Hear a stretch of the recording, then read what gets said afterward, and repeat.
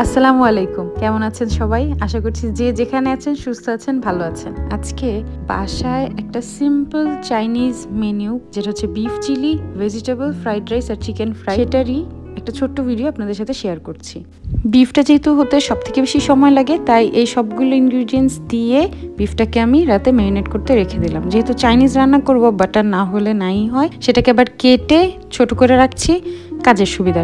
আর এই বিফের রেসিপিটা টোটালি আমার মন গড়া, কারণ যদি আমি অথেন্টিক ইউটিউবের সবার রেসিপিটা ফলো করতে যাই, যেখানে tons of sausages, artificial flavour, আজকের এখানে যতগুলা আইটেম আমি রান্না করব, কোথাও কোনো সয়া সস, এই সস, সেই সস, এত কিছু আমি ইউজ করিনি। শুধু বিফ ম্যারিনেশনে হালকা একটু দিয়েছি, না দিলেও সমস্যা নেই। তো বিফটাকে সারা রাত ম্যারিনেট করে রাখার পর সবার ফার্স্টে বিফটাই বসিয়ে দিলাম। রান্নাটা আমি বাটারেই করছি। বাটার একটু গলে যাওয়ার পরই বড় স্লাইস দুইটা আদা দিয়েছি।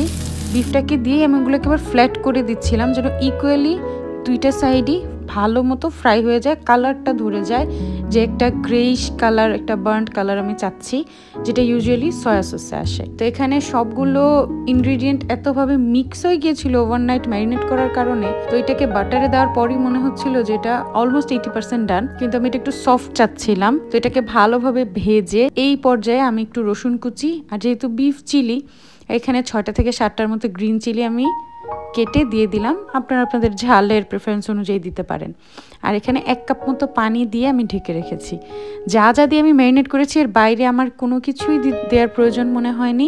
এক্সট্রা যদি দিতে চান কর্নফ্লাওয়ার আরও দিতে পারেন, আর ওটাকে থিন করতে পারেন, বা একদম সেটাকে ড্রাই বিফ চিলি করে ফেলতে পারেন। সফট হয়ে যাওয়ার পর লাস্ট মোমেন্টে আমি এটাতে ক্যাপসিকাম অ্যাড করেছি। সেই খুলে খুলে যাওয়া যে পেঁয়াজটা থাকে, সেটা আমি করে নিই, আর কারণ ওটা আমার সব কিছুতেই যাচ্ছে, তো সব কিছুর লুক সেম হয়ে যাবে। ভাবলাম এটাকে একটু এরকমই রাখি, কি বলেন? অনেক বেশি ইয়াম্মি হয়েছে খেতে, ট্রাই করতে ভুলবেন না। আর অনেক বছরের ফেইল্ড রেসিপির পর কিন্তু আজকে আমি বলতে পারছি যে আমি finally one of the best fried rice রান্না করেছি। চালটাকে ভালোভাবে ধুয়ে আমি 35 মিনিট ভিজিয়ে রেখেছিলাম। খুবই ডেলিকেট এখন পোলাও চালটা, একটু 19-20 হলে ভেঙে যাবে, একদম ভর্তা হয়ে যাবে। তো আলতো করে চামচ দিয়ে এখানে আমি 50-50 করে চালটাকে কুক করছি। মানে যে ভিজে যাওয়া চালটা, সেটার 50% আমি কুক করে সেটাকে স্ট্রেন করে নতুন ভাবে আবার বাকি 50% আমি কুক করব। এটা খুবই ক্রুশিয়াল একটা পয়েন্ট, সামনে থেকে নড়া যাবে না। চালের থেকে যেন পানির পরিমাণটা বেশি থাকে খেয়াল করবেন। এই তো আপনাদেরকে উলট পালট করে দিলাম চালটা দেখতে, যে হয়ে গিয়েছে, দৌড়ায় সেটাকে স্ট্রেন করে জলদি জলদি ফ্রিজে রেখে দিতে হবে। চালটা পারফেক্টলি 90% কুক হয়েছে, না এটার মাঝে কোনো ডিমের মতো আছে, আর না ওভার কুক হয়েছে। ভিজিয়ে রাখার কারণে একদম হ্যাসল ফ্রি এটা হয়ে গেল। এখন চলেন ভেজিটেবল ফেরত যাই। এক্সট্রিমলি সরি, ফোনে চার্জ ছিল না, আমি আপনাদেরকে স্টার্টিংটা দেখাতে পারিনি। একটা চামচের 1 চামচ বাটার, 2 চামচ অয়েল, এই চামচটা ইউজ করেছি। একইভাবে আগে আদা, এতে আদাটা, তারপর একটু রসুন কুচি দিয়ে সবগুলো ভেজিটেবল আমি ভেজে নিচ্ছি সল্ট আর ব্ল্যাক পেপার দিয়ে। চিকেন কিউবটা দিলে কি হবে, ফ্লেভার ইনহ্যান্স হবে ভেজিটেবলের। আর যে কোনো চাইনিজ রান্নায় যে একটা সুইট অ্যান্ড সেভারি ফ্লেভারটা আসে, ওইটা আনতে অনেকটাই হেল্প করবে। আপনাদের কি মনে আছে গত শীতের আগের শীতে আম্মুর হাতের একটা ভেজিটেবলের রেসিপি দিয়েছিলাম, চাইনিজ ভেজিটেবল? সেটার লিঙ্ক ডেসক্রিপশন বক্সে দিয়ে দিব, চেক করে নেবেন ডিটেলসটা। তো এই কিউবটা দিয়েও আমি এটাকে আবার ভালোভাবে ভেজে নিচ্ছি। আর আমি একটু মুশি মুশি টাইপের ভেজিটেবল খেতে চাচ্ছিলাম, তাই সামান্য একটু পানি গরম করে সেখানে দিয়ে তারপর কর্নফ্লাওয়ারের স্লারিটা বানাতে চলে গেলাম। কিচ্ছু করার নাই, চাইনিজ খেতে ইচ্ছে করছে, মা থাকে বহু দূরে দুনিয়ার আরেক প্রান্তে, কে করে খাওয়াবে? নিজেরটা নিজেরই করে খেতে হবে, কিচ্ছু করার নাই।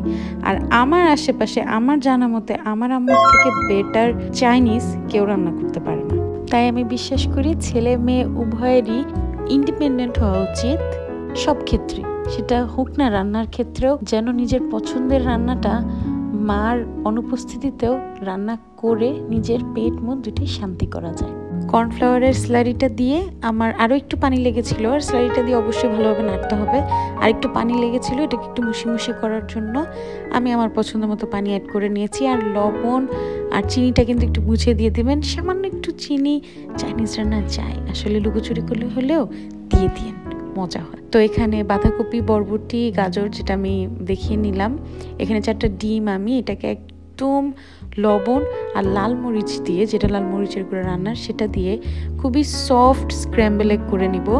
বাটার আর তেল একসাথে করে মিডিয়াম হিট যখন সেটা হয়ে যাবে, একটা ছেড়ে দিব যেন নিচের পার্টটা একদম ক্রিস্পি না হয়ে যায়। ছেড়ে দেওয়ার কয়েক সেকেন্ডের ভিতরে আমি এটাকে একদম নেড়ে স্ক্র্যাম্বল করে চুলাটা অফ করে দিব, বাকিটা হিটে হয়ে যাবে। আর এদিকে চাল দুটা যে ব্যাচ ছিল আমার বের করে নিচ্ছি, একটু ঠান্ডা কমতে থাকুক, ততক্ষণে আমি এটার যে ভাজাভুজি সেটার কাজটা সারি। স্ক্র্যাম্বল এগের রেড চিলিটা আমি ফার্স্ট টাইম দিয়েছি, এটা দেওয়াতে আমার রাইসটা একটা রেডিশ কালার এসেছে। আর এখানে একইভাবে আমি রাইসটাও ভাজা শুরু করে দিলাম। তেল আর বাটার হাফ হাফ নিয়ে ginger, garlic, green chilli slit করে দেওয়া আর সবগুলো ভেজিস আমি এট এ টাইম দিয়ে দিয়েছি। মানে শক্তটা আগে, যেটা আগে আগে নরম হয়ে যাবে এরকম কোনো কাহিনী করি নাই। চিকেন কিউবটা দিয়েছি, একটু সল্ট। রাইসটাও আমি একইভাবে সেই ভাজা সবজিটা আমি উঠিয়ে রাখলাম 50-50, হাফ রাইস ভাজা হয়ে গেলে বাকি হাফ দিব।